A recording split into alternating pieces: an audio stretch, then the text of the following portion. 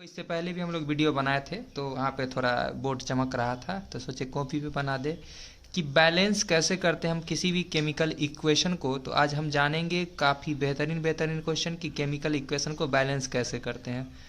कुछ लोगों को कुछ कन्फ्यूजन होता है जब whole twice whole thrice type का क्वेश्चन आता है, तो उस क्वेश्चन को हम कैसे करेंगे वो भी अलजेब्रिक मेथड से, वो चीज़ हम जानेंगे इस वीडियो में। तो वीडियो में अंत तक बने रहे। एक एग्जाम्पल के तौर पे हम एक क्वेश्चन लेते हैं। फॉर एग्जाम्पल BaCl2 BaCl2 यानी कि बेरियम क्लोराइड को जब हम लोग एल्युमिनियम सल्फेट यानी कि Al2SO4 का होल थ्राइस के साथ रिएक्शन कराते हैं, तो रिएक्शन कराने के तत्पश्चात हमें बेरियम सल्फेट यानी कि BaSO4 प्लस का एल्युमिनियम क्लोराइड AlCl3 मिलता है। तो इसे हम लोग कैसे बैलेंस करेंगे। सवाल उठता है यहाँ पे कि हम इसको कैसे लिखेंगे। तो बहुत ही सिंपल सा टर्म एंड कंडीशन ध्यान में रखना है। हमें यह जानना होगा कि ये केमिकल रिएक्शन किन किन चीज़ों से मिलकर बना है। उस चीज़ को अगर हम लोग छांट ले तो क्वेश्चन बहुत ही आसान हो जाएगा। तो Ba से बना है, Cl से बना है, Al से बना है, S से बना है और O से बना है। इतना ही चीज से बना है। गलती कभी ऐसा ना करे कि SO4 को इकट्ठा रख ले, तो कभी भी सॉल्व नहीं हो पाएगा। तो ध्यान से हमें ये देखना है कि इसमें हम लोग क्या क्या चीज़ से मल्टीप्लाई करेंगे। हमें ये तो पता है नहीं। फर्स्ट में मान लीजिए A से मल्टीप्लाई करते हैं, सेकेंड में B से, थर्ड में C से और फोर्थ पार्ट में D से मल्टीप्लाई करते हैं, जो कि हम पहले भी बता चुके हैं। लेकिन ये A के जगह पे वेरिएबल वैल्यू है A, वेरिएबल वैल्यू है B, वेरिएबल वैल्यू है C और वेरिएबल वैल्यू है D। तो यहाँ पर कौन सा वैल्यू पुट कर देंगे कि LHS जो है वो RHS के इक्वल आ जाएगा। कहने का मतलब रिएक्शन से पूर्व और रिएक्शन के बाद जो हमें मिला है, यानी कि रिएक्टेंट और प्रोडक्ट के वजन में कोई परिवर्तन देखने को नहीं मिलना चाहिए, क्योंकि मास चेंज नहीं होता है। तो हम क्या क्या यहाँ रखें कि मास चेंज नहीं होगा।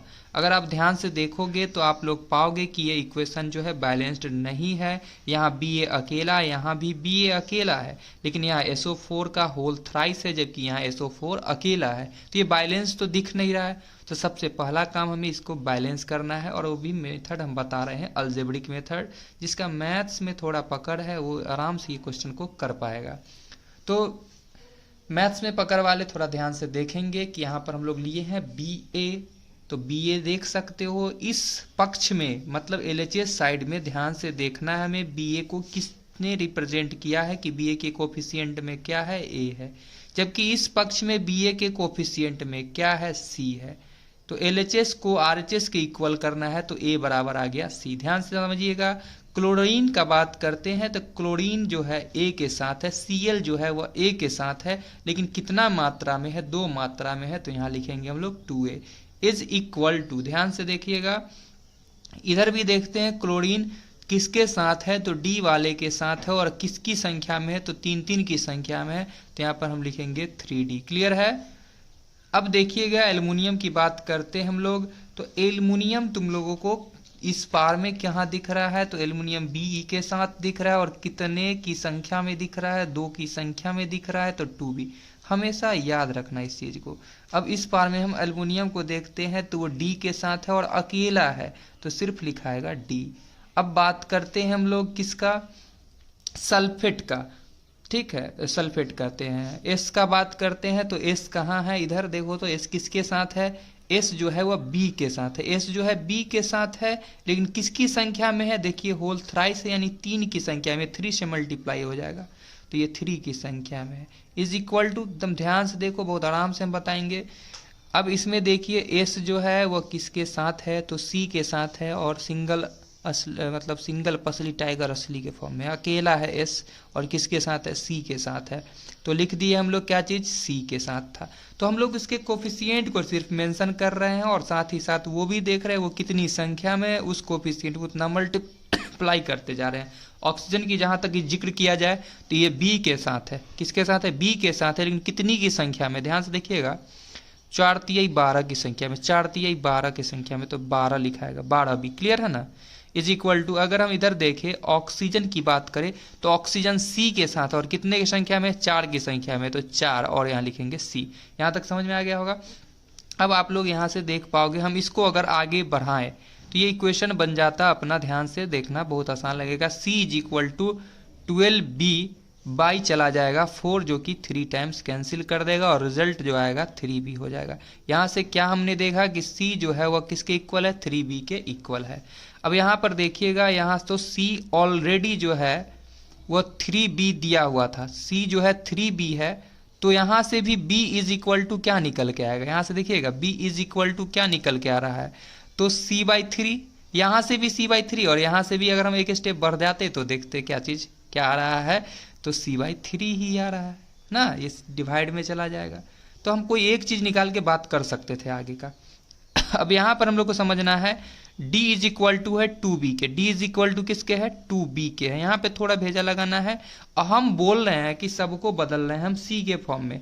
देखिए B C के फॉर्म में आ चुका है, A ऑलरेडी C के फॉर्म में है, A ऑलरेडी C के फॉर्म में है, D को भी हम C के फॉर्म में बदल लेंगे। इसको इस D को बदलो या इस D को बदलो, कोई दिक्कत नहीं, किसी का मर्जी इस D को बदलने का तो बदल सकता है बिल्कुल C के फॉर्म में। वो कैसे, तो ध्यान से देखिएगा, 3D जो है और यहाँ पर है 2C है ना, C किसके इक्वल था, A के इक्वल था, सॉरी 2C कहते हैं 2A है, और A किसके इक्वल है, तो C के इक्वल है। तो यहाँ पर लिख सकते हैं हम लोग 2C इज इक्वल टू क्या आ गया, ध्यान से देखिएगा, इज इक्वल टू क्या आ गया, D इज इक्वल टू क्या आ गया, तो 2/3C।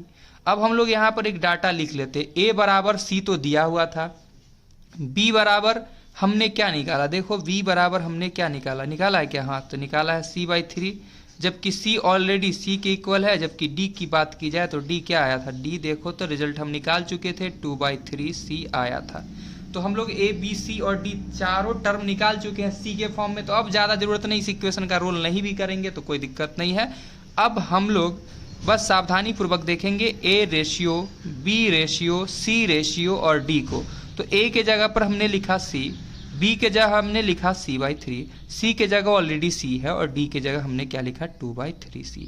पहले भी बता चुके हैं, सभी को हम C के फॉर्म में कन्वर्ट करें या सभी को A के फॉर्म में कन्वर्ट करें या सभी को B के फॉर्म में कन्वर्ट करें या सभी को D के फॉर्म में कन्वर्ट करें, बस कन्वर्ट करना है सेम फॉर्म में। अब देखो ध्यान से यहाँ पे, अच्छा हम C लिख दिए हैं, C/3 3 और 3 का एलसीएम लेंगे, ध्यान से देखिएगा, 3 और 3 का एलसीएम तो आएगा 3। अब हम लोग इस सभी में 3 से मल्टीप्लाई कर देंगे। देखिए ध्यान समझिएगा, इसमें अगर हम 3 से मल्टीप्लाई करेंगे तो 3C हो जाएगा, रेशियो C/3 में 3 से मल्टीप्लाई करेंगे तो C बचेगा है ना, C में 3 से मल्टीप्लाई करेंगे तो क्या हो जाएगा, 3C हो जाएगा, रेशियो 2/3 में अगर हम 3 से मल्टीप्लाई करेंगे तो क्या हो जाएगा, 2C हो जाएगा। इतना तो कॉमन सेंस सबके पास होगा, ठीक है। अब ध्यान से देखना, 3 और A के जगह पर है, C के जगह A, C के जगह B, और जहाँ C के जगह C है, मतलब A B C और D के फॉर्म में इसको लिख लेते हैं। अब ध्यान से देखोगे कि जहाँ A था वहाँ 3 रखेंगे, जहाँ B है वहाँ कुछ नहीं मतलब 1 रखेंगे, जहाँ C है वहाँ 3 रखें और जहाँ D है वहाँ पर क्या रखेंगे हम लोग, 2। ऑटोमेटिक ये बैलेंस हो जाएगा। तो देखो हम लोग बैलेंस करके देखते हैं। अब इस चीज़ को हम लोग लिखेंगे बैलेंस के फॉर्म में, तो क्या लिखेंगे, 2 A के जगह क्या लिखेंगे, 3, तो लिखेंगे 3 BaCl2 प्लस B के जगह क्या लिखेंगे, कुछ नहीं मतलब एज इट इज रह देगा, Al2SO4 का होल थ्राइस रिएक्शन किया था। C के जगह क्या रखेंगे हम लोग, 3, तो रखेंगे 3 BaSO4 प्लस D के जगह क्या रखेंगे हम लोग, 2 रखेंगे, तो 2AlCl3। तो उम्मीद करते हैं तुम लोगों को समझ में आएगा। अच्छा नीचे कट रहा था, फिर से ध्यान से देखना, जहाँ पर A था वहाँ 3 था साथ में, तो वहाँ 3 रख दिए। जहाँ पे B था उसके कोफिशिएंट में कुछ नहीं था, 1 था, तो हम लोग नहीं लिखे। जहाँ C था वहाँ कोफिशिएंट में 3 था, तो C के जगह रिप्लेस करके 3 डाल दिए। जहाँ D था, ध्यान समझना, जहाँ D था उसके कोफिशिएंट में 2 आया था, तो 2 से मल्टीप्लाई कर दिए। तो आप लोग को पता चल गया होगा कि A B C और D का कहाँ रोल था और कैसा रोल था। नेक्स्ट क्वेश्चन इससे भी अच्छा हो सकता है, देखेंगे आगे।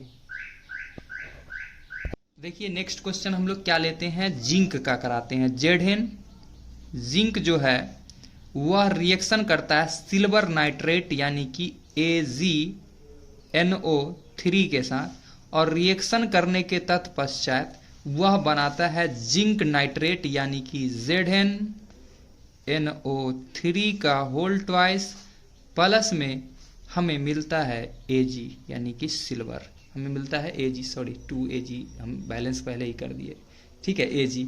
अब इसको हम लोग को बैलेंस करना है तो ध्यान से देखना है, यहाँ पर हम लोग इसके मल्टीप्लाई में क्या डालते हैं वो सब बात पे थोड़ा ध्यान दें। इसके मल्टीप्लाई में A डाले, इसके मल्टीप्लाई में B डाले, इसके मल्टीप्लाई में C डाले और इसके मल्टीप्लाई में हम लोग D डाले। अब इसको हम लोग बैलेंस करेंगे तो ध्यान से देखना है बना किस चीज से है। सबसे पहला तो काम यही होता है कि Zn से बना, Ag से बना, N से बना और O से बना ना। ये चीज जिसको पता है वो आराम से बना लेता है। तो इधर ध्यान से देखना, Zn के साथ है A और इधर Zn के साथ है C चिपका हुआ। Ag के साथ यहाँ पर क्या चिपका हुआ है B, जबकि इधर Ag के साथ चिपका हुआ है D, ठीक है। N के साथ यहाँ पर चिपका हुआ कौन है, देखो ना, N के साथ जो होगा B है और जबकि इधर N के साथ जो चिपका हुआ है C है, लेकिन कितने क्वांटिटी में है, होल ट्वाइस है यानी 2 की क्वांटिटी में है, ठीक है। अब अगर ऑक्सीजन की बात की जाए तो ऑक्सीजन जो है ये B के साथ है, लेकिन कितने क्वांटिटी में है, तो 3 की क्वांटिटी में है, तो 3 लिख दिए इज इक्वल टू। इधर ऑक्सीजन की बात की जाए तो C के साथ है और कितनी क्वांटिटी में है, तो 3 दूनी 6 की क्वांटिटी में है, समझ में आ रहा है। अब इसको हम लोग और सिंप्लीफाई कर ले तो D इज इक्वल टू आ जाएगा C 6C बाई का 3 यानी कि क्या आ गया 2C, क्या आ गया B is equal to 2C। B is equal to 2C निकालने की कोई आवश्यकता नहीं थी, यहाँ ऑलरेडी था ही। अब हम लोग देखो थोड़ा सा भेजा लगाते हैं। भेजा में क्या है, ABC, रेशियो है A, रेशियो है B, रेशियो है C और रेशियो है D। कॉमन सेंस जितना अच्छा होगा क्वेश्चन उतना आसानी से बनेगा। A ऑलरेडी C के फॉर्म में है, हम लोग यहीं से डिसीजन ले लेंगे। B ऑलरेडी 2C के फॉर्म में है, C ऑलरेडी C है, ऑलरेडी नहीं C खुद में C है। और D क्या है, D क्या है यही तो समझना, D है क्या, तो D तो नहीं है ना C के फॉर्म में, यानी हम लोग को D को C के फॉर्म में कन्वर्ट करना पड़ेगा। D जबकि किसके इक्वल था, B के इक्वल था, और B जबकि किसके इक्वल आया था, 2C के इक्वल आया था। किसके इक्वल आया था, 2C। देख कितना अच्छा भेजा लगा लिए, D B के इक्वल है, जबकि B किसके इक्वल है, 2C के इक्वल है, यानी जहां D वहां रख सकते हैं हम लोग 2C। क्लियर है। यहाँ एलसीएम लेने को कुछ बचा ही नहीं है, कुछ नहीं बचा है, 1 ही एलसीएम आएगा। यानी कि देख लो तुम लोग तरीके से बात करेंगे तो जहां A है उसके कोफिशिएंट में क्या है, कुछ नहीं मतलब 1 है। जहां B है उसके कोफिशिएंट में क्या है, 2 है। जहां C है उसके कोफिशिएंट में कुछ नहीं मतलब 1 है। जहां D है वहां कोफिशिएंट में क्या है, 2 है। तो बैलेंस करने के लिए बहुत सिंपल सा बात है, जहां A था वहां कुछ नहीं करेंगे, यानी Zn एज इट इज रहेगा, प्लस जहां B है देखो ना B के सामने क्या है, कोफिशिएंट 2 है, तो 2AgNO3, ठीक है। और जहां C है उसके साथ भी कुछ नहीं है, मतलब ये एज इट इज रहेगा ZnNO3 का होल ट्वाइस, प्लस जहां D है उसके सामने क्या है, ध्यान से देखोगे 2 है, यानी लिखाएगा 2Ag। अब हम लोग जब चेक करते हैं तो देखो क्या पाते हैं, Zn अकेला, NO3 देखो N2 देखो ना, 2 से मल्टीप्लाई N भी 2, 2 से मल्टीप्लाई N भी 2, 3 दूनी 6 ऑक्सीजन, देखो 3 दूनी 6 ऑक्सीजन, Ag 2 पीस। तो इस प्रकार हमने देखा कि केमिकल इक्वेशन को बैलेंस करना अलजेब्रिक मेथड से कितना आसान होता है। अगर वीडियो पसंद आया तो लाइक करें।